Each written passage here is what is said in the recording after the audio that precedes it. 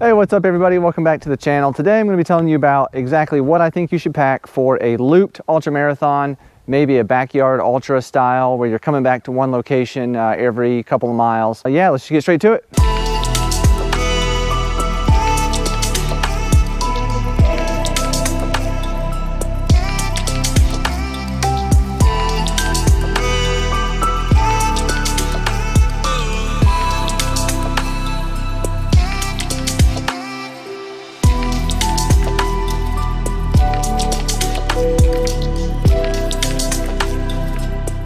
All right, so one thing that you're really gonna want at a looped style ultra where you come back, you have a break in between each time you run, is a chair. Usually you say, fear the chair, beware the chair, don't sit in it because you're gonna die in the chair.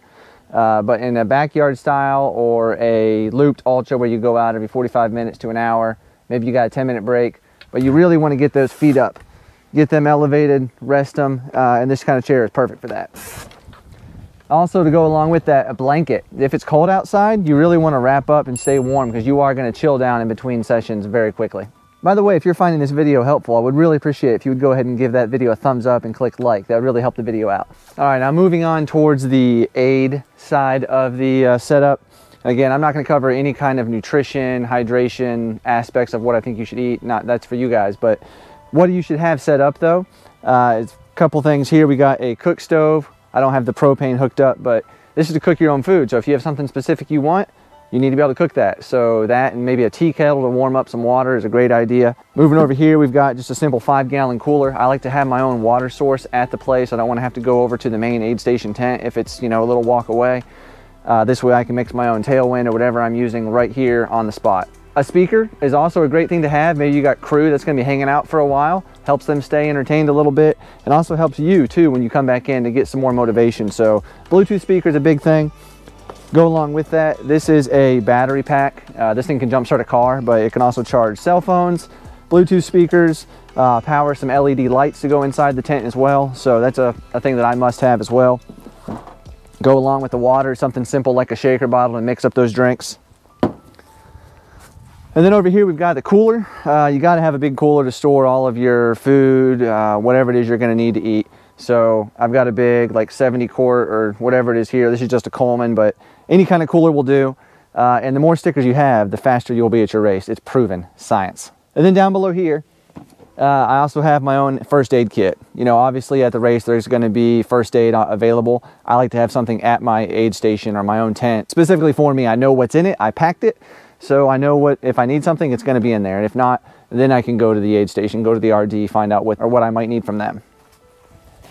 If it's winter and it's going to be cold, I highly recommend taking at least 1, if not 2 or 3 tarps or sidewalls for the purpose of putting up around the tent to block out the wind. It's really windy right now, so hopefully you guys can hear me okay and it's not coming through on the microphone. But this is something that at the LC Enduro, which was in February in Georgia, it got down into the teens and into the 20s as well during the day, so it was quite cold. We had sidewalls up, and we had another item I'll show you here in just a minute. Really helped it stay warm inside the tent, so when I came back in, I had a 10-minute break between the next session, you sit in the chair, wrap up in a blanket, get the heater on me, eat some food, warm up, and that helped a lot for just my mental game. Another thing is if this is a long event where you're going to want to change clothes, maybe it's far away from an aid station or where you might have some privacy, this isn't needed for every event, but in those situations, something like this right here, this is just one of those pop-up changing stations essentially. It's a small, maybe 3 foot by 3 foot tent that pops up real easy. You fold it back down into that small space right there. You can get in there, you can change, you can have privacy. Another cool thing too that you can do, take a bucket with one of the bucket lids and you can make your own toilet. You can have your own bathroom there at your aid station so you don't have to go somewhere far away. So keep that in mind too. To go along with a winter event, something that was key for me at the LC Enduro, but any winter event for you guys, is a propane bottle. You can either use it for your cook stove, or what I used it for was one of these Mr. Heater propane heaters. Essentially, you screw it right on top, and that was awesome. You can just sit right in front of it, get warmed up. Your crew can sit around it, stay warm also. So that's big for the motivation factor. That really helps a lot. All right, another huge thing for me at a looped ultra where you have a lot of time in between sessions, or maybe it's just 10 minutes, maybe it's 15 minutes, 5 minutes, whatever it is a recovery station. So you might get a little bit tight, especially as those events go on. So I've got just a little thin slate mat here. You can use a yoga mat, whatever it is. Just put that down on the ground. I've got a foam roller, a foam stick. I've also got my Recover Fun Plus massage gun. So I can just literally lay out right here, roll out. I can lay down. My crew can go to work on my quads or my glutes, whatever it is with the massage gun. So that's just something that's really gonna help you out in the long run. All right, so those are all of my items that I recommend. I'm sure there's more that I'm forgetting, but again, I'm not getting into the nutrition, not getting into the hydration aspect of it. That's individual.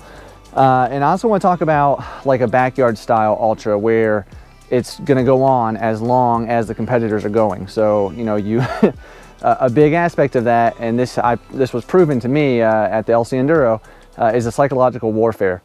This setup, you know, with the sidewalls, we had LED lights going inside, we had the heater, we were cooking our own food. I had two competitors that I heard, two of my top competitors that told me that one of the reasons that it was, I wouldn't say easier for them, but one thing that played into their mind that helped them in that decision to drop was I looked like I was ready to go the long haul, like there for the duration of however long that was going to be. And that played into that played a role. So don't underestimate the effects your setup can have on your competition. You want to look like you're there to do business if you're there to win. You want to look like you're there to kick butt and just go home with the trophy. So keep that in mind. Just a little side note there. But if this was helpful to you, I would appreciate a thumbs up on the video. That really does help my video out, helps the channel too. And also if you're new and you haven't already, I would also appreciate if you would consider clicking that subscribe button. That really helps the channel out just with growth and everything. So I would really appreciate that. And if you want to take a look at the No Business race video, the No Business 100 miler that I did, where I injured my ankle, it's going to be over here on this side. You can take a look at that. And then over on this side will be a playlist of gear reviews you can take a look at for, you know, watches, massage guns, all sorts of different things for trail and ultra running. So take a look at that. I appreciate you guys checking this out, and I'll see you on the next one.